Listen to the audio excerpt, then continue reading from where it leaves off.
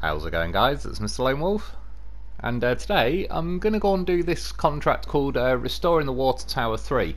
It's another, water tower restoration thing going on, but I need to do it to unlock some of the next contracts. And the second thing was, it was a good chance to go and build one of these consumables, because you need 7 cargoes worth, you need 1 lot of long planks, 1 lot of metal rolls, and 1 lot of metal beams. So I'm going to set off from the garage, head over to the burned forest map, go to that sawmill that I've unlocked previously and get 1 lot of long planks, come back here, go to that warehouse and get 1 metal beams, 1 metal rolls, take it to there and turn it into consumables, go back along that road, grab those small pipes, go back through the gateway, and then go to another warehouse. Once I'm on that map, grab 2 more small pipes, and then take it to the water tower. So a bit of a faffy kind of mission. I mean, it's not the end of the world. It's one of those things where some of these missions do feel, a bit inconsequential and stuff, but I still prefer that than, say, like Phase 7, when we had just not a lot of content at all. By the time you really got stuck into that, we about ran out of everything, so yeah. But I just mean, I've already restored, 4 water booms and 2 towers on this map, and then now I've got another 2 towers, and I think there's only 3 water booms on the burned forest map, unless I've just not spotted water boom 8 yet. I can only see 5, 6 and 7. And yeah, in the end I went for the Paystar for this mission because, well, just to get the stuff for the consumables is 7 slots of cargo, so the long plank's going to take 4 slots, that's like the whole ramped flatbed. And then 1 lot of metal beams, 1 lot of metal rolls, that's 3 slots of cargo between them, that's the sideboard bed of this Paystar, which that worked out pretty nicely. And then once I've crafted the consumables, I'll also have 3 small pipes, which are 2 cargo each, so that'll add up to 7 in the end. So yeah, this is kind of the simplest way around it, really, without taking like an 8 slot trailer or something like that. Did quick drive by through the fuel station. Normally I probably wouldn't bother because I've only really just set off from the garage, but I already kind of knew with this mission I'd be pushing my luck for fuel. Obviously I've got a goddamn horse with me just in case. But yeah, this Paystar it's a bit of a thirsty beast. It drinks probably about as much as the Navistar, and 280 fuel tank. It's not tiny, but again, there's a bit of driving to be done on this, and like I say, I was kind of narrowed down really to picking this as the choice because I can actually have like 7 slots of cargo and everything, and it can still have a crane on it as well. So I don't. Oh no, there is a bit actually where the crane does come in handy. Yeah, it probably would kind of be essential to the way I did this mission. As there would possibly be ways around it. We'll see. We'll see when we get there.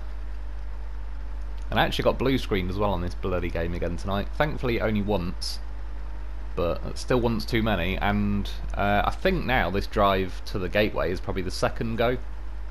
Long story short, I set off from the garage, got this same footage, drove to the burned forest gateway.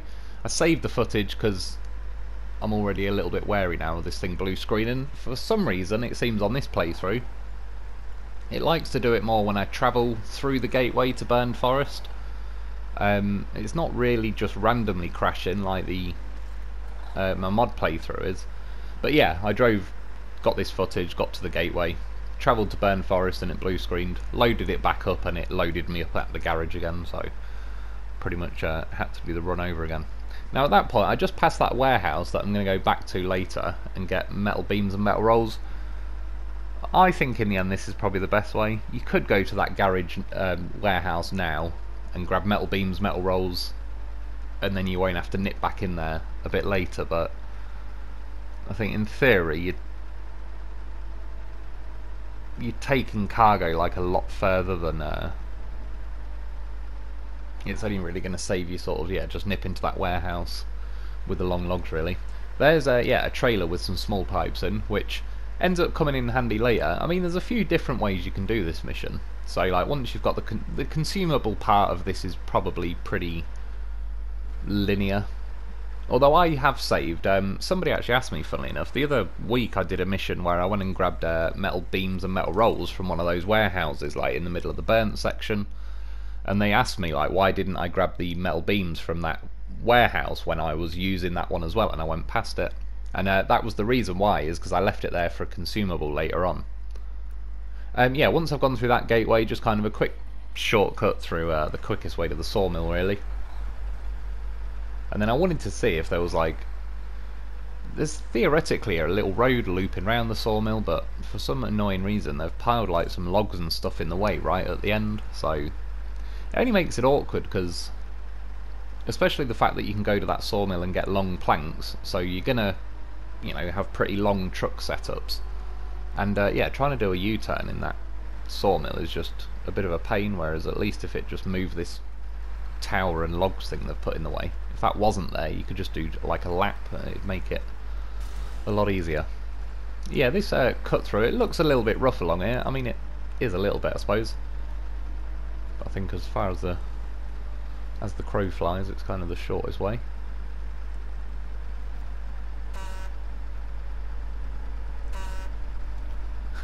Honking my horn to make that tree fall over. And how dare it? It leaned twice, but it resisted. So now I'm completely distracted from the game, trying to fire winches out just to rip that tree out of the ground. And got him.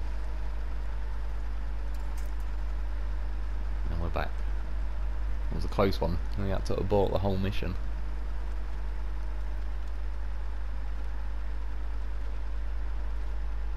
Yeah, like crawling along this slow with this truck, that's where this thing really does cost you with the fuel, because it's still going up into like the probably high 20s, low 30s, and yeah, you're not really getting a lot of pace for that kind of fuel money.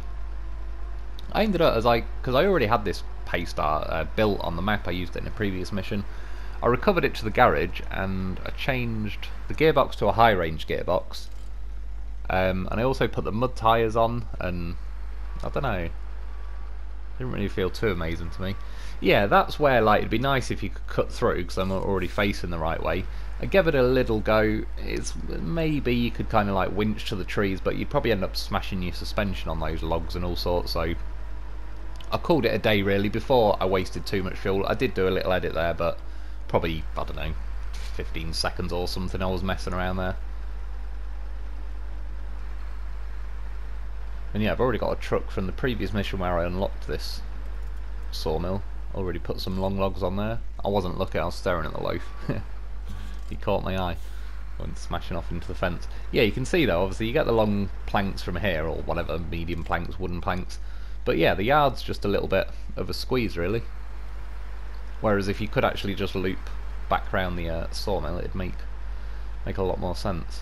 I suppose I could delete a few things out of here, but that's not the point. So it's another reason though, like I've had some glitches possibly related to the amount of stuff. I don't know if it's directly related to the amount of stuff I've got on the maps, because I've deleted a load of stuff and I still got blue screen tonight. But yeah, if I wanted to recover some trailers and trucks and so on from Burn Forest, I'd have to, because there's no garage on here, I'd have to keep loading back up to Albany River and then back. It's like, yeah, a lot of faffing around when you don't get a garage. So I tried to kind of drag the trailer around facing my way before I actually loaded the long planks. As you can see, it semi-successful, kind of ended up being wedged up on diagonally up against the sawmill. I risked it though. We packed it, and yeah, it was close, but it didn't quite fall off, so we're good to go.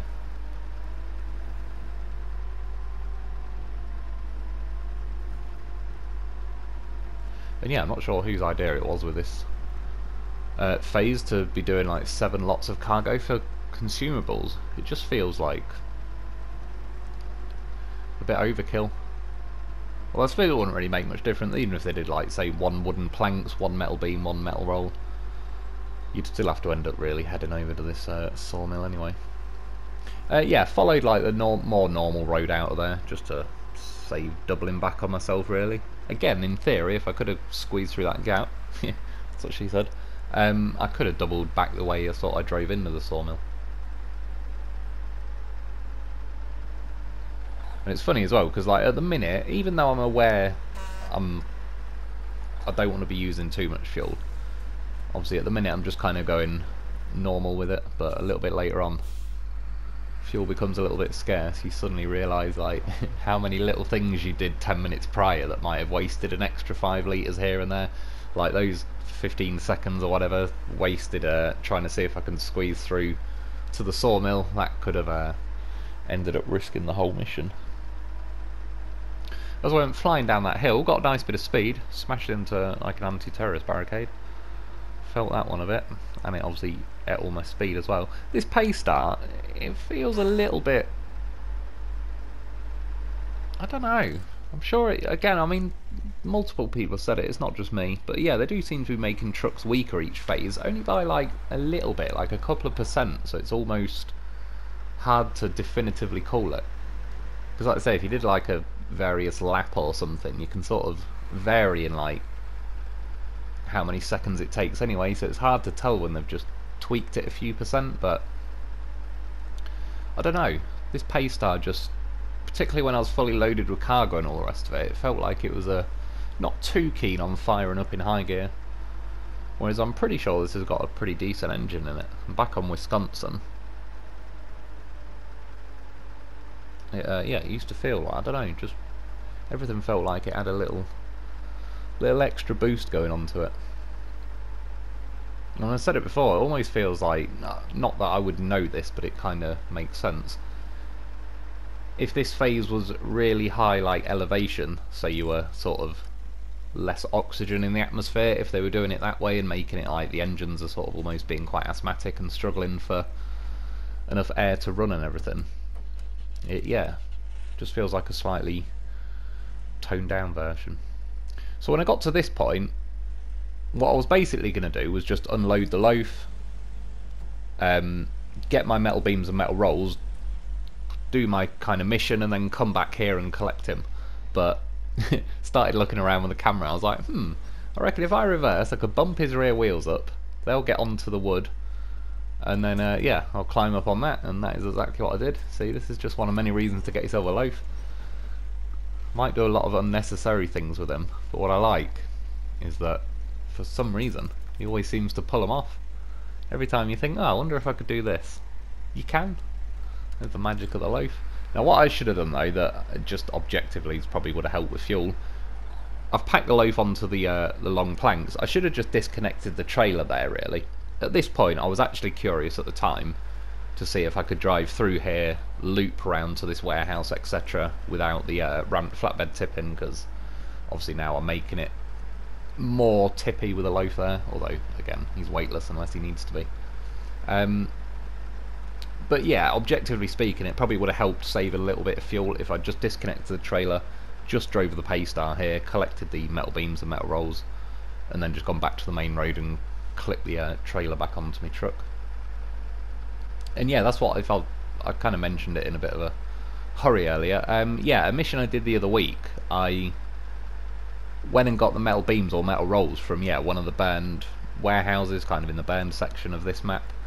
And someone asked me why didn't I just grab one of the metal beams or whatever it was from this warehouse, and this is the reason why, because I'd already looked, and I think you've got one metal beam and two metal rolls in here.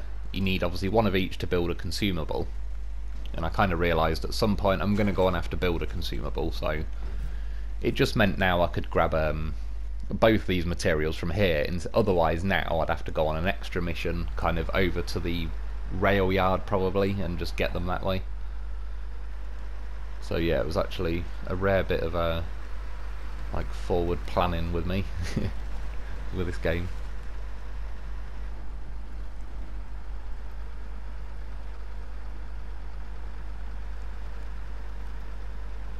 It's going a bit slow through there. I started cutting over to the right because for whatever reason that little bit of road from like the water back up to the main road is ridiculously slow. It's like super, almost bordering on like death mud. Doesn't really seem to matter which vehicle you're in. But we'll use a little shortcut. I think there's a little edit there. I can't.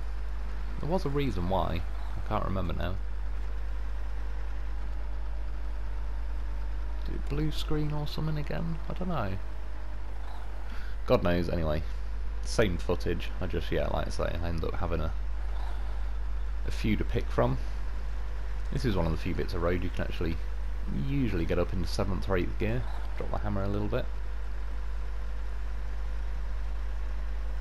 Yeah, all this cargo just to build a consumable, which is only a 1 slot. You see, like there though, all the power just immediately bleed out of it. I think it tried dropping itself back into first gear for no particular reason.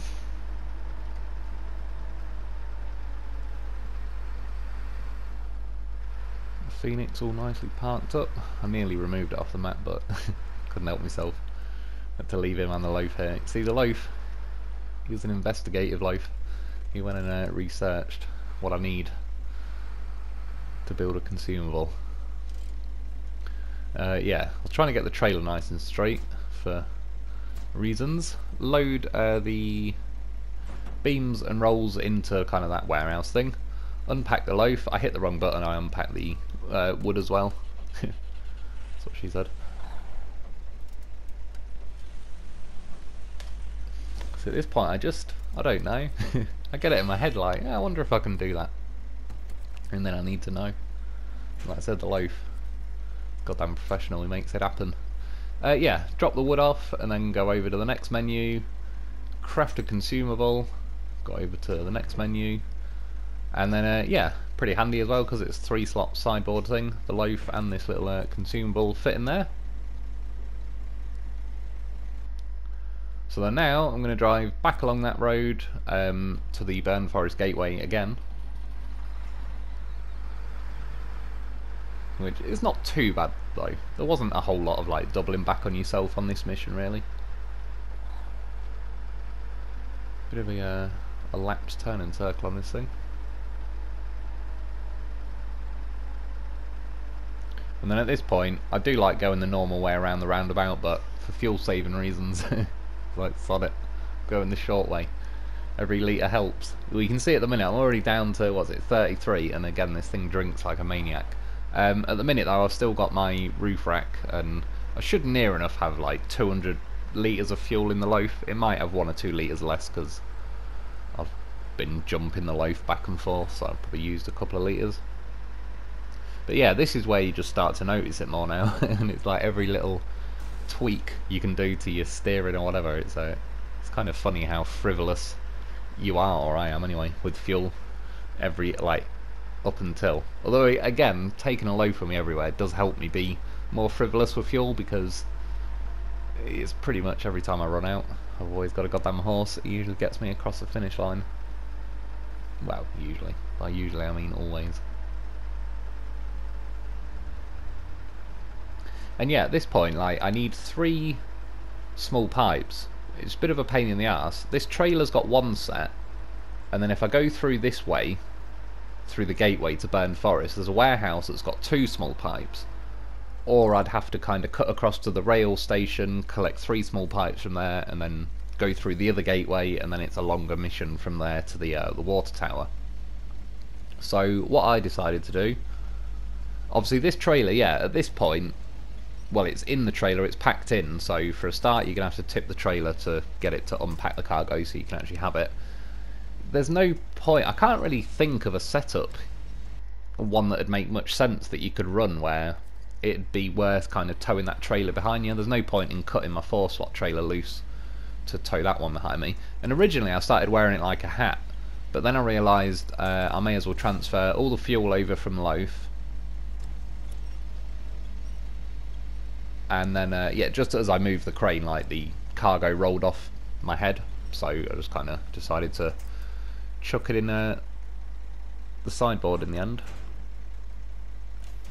So yeah, that's 1 consumable, 1 small pipes, I need 2 more small pipes, and I've got the ramped flatbed left. A little honk to the Lo4f. Got me this far. Yeah, like I say, with the fuel, I think he had like 197 litres on him or something. And I know at this point it was getting a little bit close.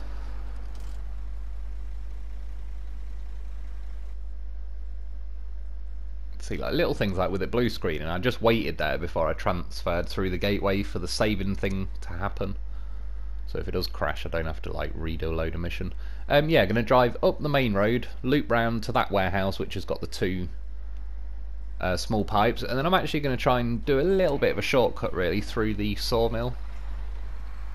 I don't strictly know. I mean, it definitely looks like it does work out as a bit of a shortcut. The road that you're supposed to follow looks like it'd certainly be a longer journey. I don't know how much of it'd sort of allow you to just cruise along in high gear. You can see now though, I've turned all-wheel drive off, and as I was going kind of downhill with the wind behind me, once you're rolling up to speed and you don't have to apply any power to maintain that speed in high gear, the fuel a minute drops right off. It went down to like 4.5 litres for this thing. But then yeah, now going back up the hill the other side.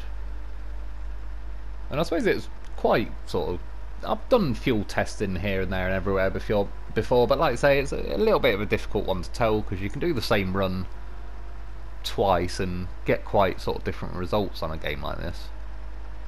But yeah, I was kind of, as I was driving along now, experimenting a bit with like keeping all-wheel drive off. Is it costing more to, or is it bleeding speed if I've got it turned off? Like, is it worth it?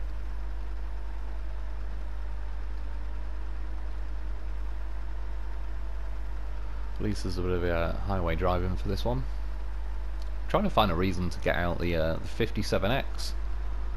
One of those Wolfpack trucks. It's more of like a pure highway truck, so...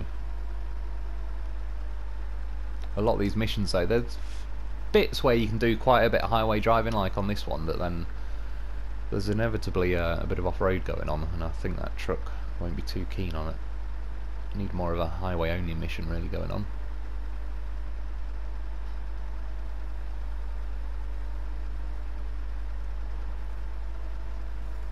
You see how high the litres per minute went just from touching like that muddy patch of road, even though it just looks like a bit of mud on the road. As soon as you hit it, the amount of like force you need to sort of keep your momentum going through it flies up to like nearly 30 litres a minute. It's the one and only time you'll see me being like environmentally conscious. I remember once in my M5 as well, like I said, that thing I used to average, I think it was about 12 miles a gallon, but I tried once to like see how high the miles per gallon on it I could get, because I can't remember, it was just somewhere I was going and it was like I can't be bothered going to the fuel station, so I can either attempt it, stick it in like 7th gear, go in low revs as possible, and yeah, I managed to get it up to, I think it was basically 20 miles per gallon, which was pretty decent for that thing.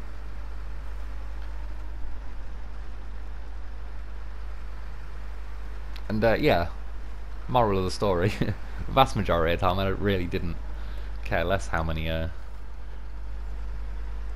miles per gallon or whatever that thing was doing. Like I said, it was nice. It'd tell you down to 7 miles a gallon. Any less than that, it'd just lie to you. It'd just tell you you're doing 7 miles a gallon. You could be doing 2. But there's no point in worrying you. All I do know though is when it used to ping up and say 31 miles, it'd have like, you know, it'd work it out as how much range you've got left. And yeah, it'd ding up saying like 31 miles left, like hint hint, find a petrol station pretty quick. Yeah, and then that number 31 would count down like a stopwatch, not like actual miles. You do another 100 meters and it'll go to 30, and it's like, what the fuck? That's a pretty short mile.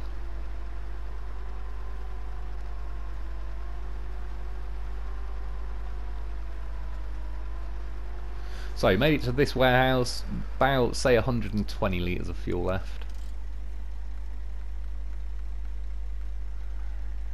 Oh yeah, small pipes. And again, you can tell at this point I'm not even stopping to look on the map. I've drawn my blue dots. I know roughly where I'm going. And to be honest as well, I made a couple of mistakes on this next section. I'll show them near the end, but so you're going to see what is basically a completed run. That cost me a bit there. I for a second started to steer to the right and then realised that to go left, and I kind of bled a lot of my speed. If I'd cut that corner and managed to keep it in high gear, that would have helped a hell of a lot. Because like I say, for a lot of vehicles I've got, yeah, just over 100 litres left. That would be enough to do the rest of this mission. I've not got that far to travel now, but once this thing starts winding up to 33 odd litres a minute, It's yeah, you basically got 3 minutes of driving for 100 litres, and at this sort of speed, 3 minutes ain't gonna get me very far.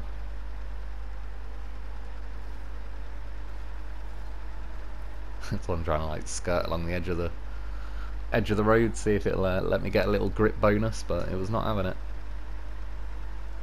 See, that one bit there though is just cock blocking me and keeping me in first gear, just wouldn't physically let me go into second, so I had no chance of getting into high gear. That could have cost the whole mission.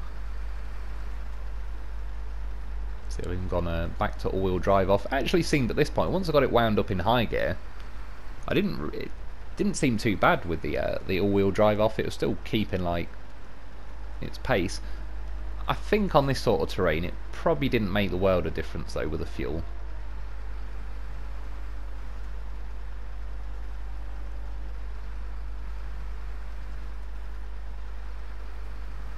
Try and cut that corner. This thing, it's not tippy, but once it does go, it gets a little bit risky. In fact, there's probably a good example. I got kind of lucky. I steered into it a bit, but just when I crashed and took the damage there, I don't know, that just kind of could have so easily flicked me over to the left. So yeah, there's a little edit there. So I did a quit and reload at one point and came back to this point.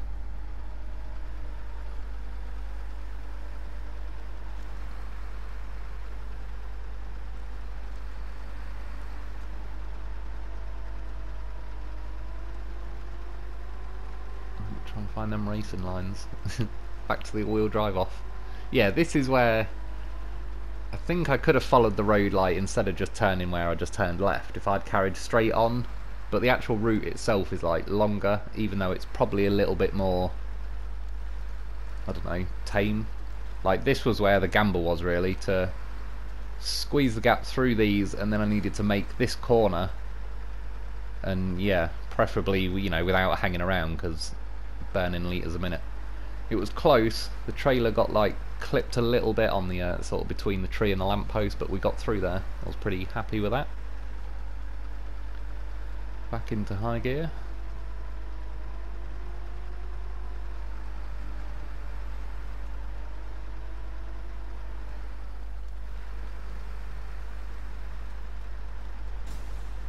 Almost tipping there.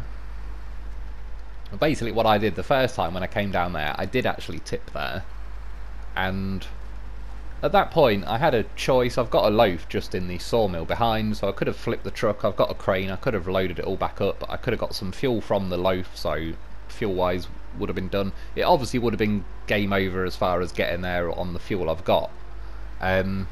Yeah, I could have done that. I was just honestly curious to see if it was even doable to get there on the fuel I've got, so I just decided to do the quit and reload method instead. And obviously where it loaded me back, it just starts me on the map, same sort of fuel I had at that point, etc. And yeah, you can see coming around here now, keeping the power on in high gear, I'd follow the actual road markings, because they also had attempt number 2 failure about there, which I'll show you in a sec. But anyway, we got here. It worked out with was it like 13 odd litres left of fuel or something then? But you see, this is a good example that shows you, like this time I had, again it shrinks the screen so I can't quite tell, but I think it was like 13 odd litres of fuel. Yeah, got the mission done, dropped it all off. The money you get for it's pretty terrible, 4.5 grand.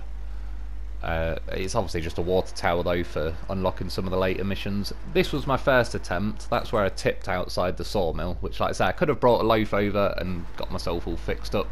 This was attempt number 2, coming round that hill in high gear, and instead of following the markings in the road, for some reason, I don't know, to be fair, I already felt like I started bleeding a load of speed off. I turned off from the road, just ran out of juice. I've got about 11 or 10 litres left at this point, and now it's just where it does like the jiggly tyre thing. It doesn't really want to go anywhere. I used some winches to try. I got a bit closer, but I mean, look at it, I'm like a truck's length away, and I ran out of fuel.